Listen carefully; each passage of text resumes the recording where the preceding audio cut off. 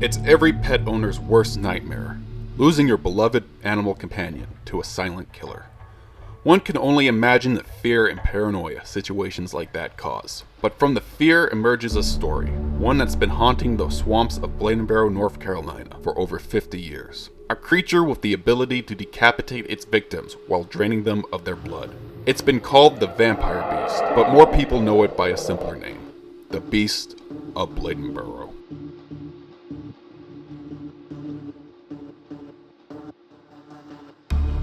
December 29th, 1953. It was a cold day in the town of Cryptid, located 8 to 10 miles from Bladenboro. Officer Roy Forrest went to investigate a chilling story. A dog was found dead in an underbrush, with its neck snapped and completely drained of blood. According to eyewitnesses that Forrest reported, the thing that had killed the dog was sleek, black, and about 5 feet long. 2 days later, in Bladenboro, 2 more dogs were found dead in a hedgerow. But unlike the Cryptid dog, these dogs were mutilated, ripped to shreds, decapitated, and crushed, with a significant amount of blood on the scene. Over the next 5 days, 5 more dogs would be found dead, all of them partially eaten and drained of blood. But it wouldn't be until January 3rd that someone would report a sighting.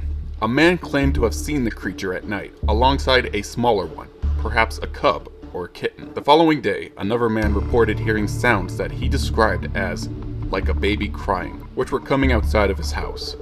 When he went to investigate what it was, he could see something moving in the bushes near his house.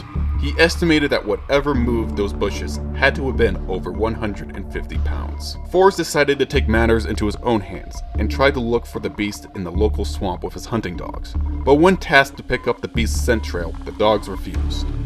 Something was scaring them away from the swamp. The next day, on January 4th, 2 more men saw the creature. One man saw it crossing a street. He described it as 4.5 feet long, resembling a bear or a panther.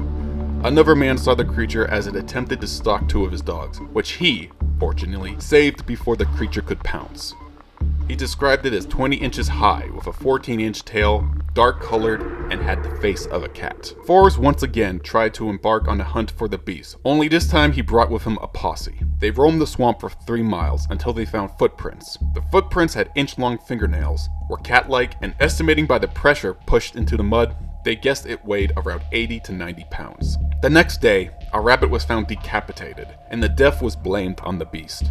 At that time, paranoia had swept the town. Forrest had to implement a curfew in order to avoid any incidents. Despite this, the news attracted the attention of hunters.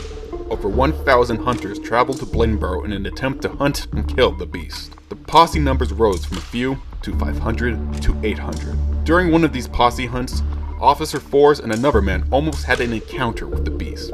From 100 feet away, they saw something attacking a dog.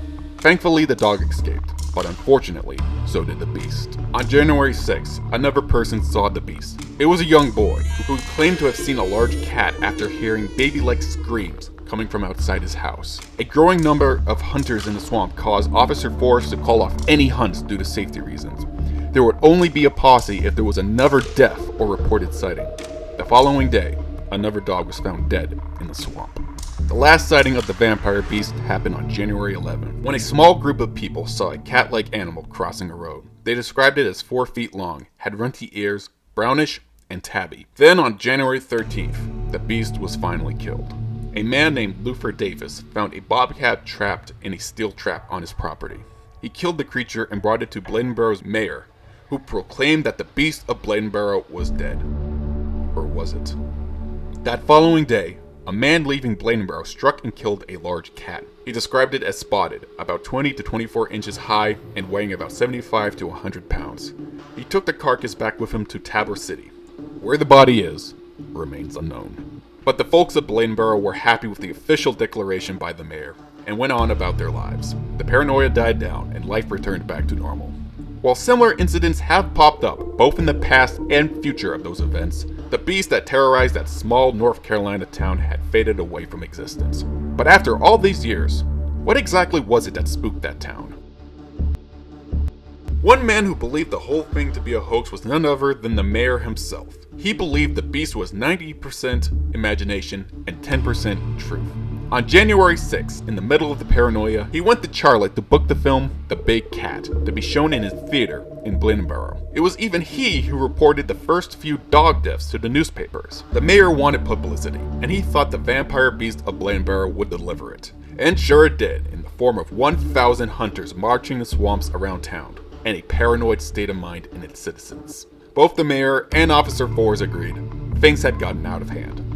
The mayor spreading the flames of paranoia in the town might shed some light on some of the beast's mysterious details. While losing a pet dog is horrifying, it's not that uncommon, especially during those days. As for the loss of blood, a lot of things could explain that, such as internal hemorrhaging and pooling of blood to the bottom of the corpse. Basically, the blood was there, they just weren't looking in the right place. While much of the vampire beast was over-exaggerated, one thing remains clear. Something killed these animals, and the people of Bladenboro did see something out of the ordinary. Or did they? While North Carolina does have some pretty intense wildlife that could be responsible for the beast of Bladenboro killings, there are some holes in each theory. The most obvious culprit is the one the mayor declared himself to be the beast. A bobcat. Bobcats certainly fit the description of the beast. They're spotted, which could be misinterpreted as black or darkish from a distance. They can reach 4 feet in length and can reach 24 inches in height. They can produce sounds that sound like a baby crying, and because they're cats, they can use their agility to kill their prey. It could also explain why the corpses were not eaten. Bobcats will kill their prey and come back to eat it. And while lynxes typically go after rabbits and other small animals, they're opportunistic predators. If they see something they want to eat, they will try to eat it. However, there are some description issues. Eyewitnesses estimated that the beast weighed between 80 to 150 pounds, while bobcats typically maxed out at 60. Granted, these are just estimates, for the eyewitnesses never really weighed the beast. But the most notable feature difference in nearly all descriptions of the monster is the tail. Bobcats have stubby little tails, while the beast was described as having a long 14-inch tail. While it's also possible that the tail length was misidentified, most people know what a bobcat looks like, and according to these eyewitnesses, this was no bobcat. A different type of animal that can be found in this area are feral dogs. Some of the evidence does point to that being the case, with some claiming that the footprints found in the swamp matches that more of a dog than a cat. Even Chief Fours believed that the beast was canine, claiming that elders would tell stories of wolves living in the swamps near Bladenboro. But the most bizarre canine theory is that one man claimed that the beast was his dog, a German Shepherd Hound mix named Big Boy, that he gave to a Native American boy who lived near that area. He believed that the dog went rabid and started attacking local pets.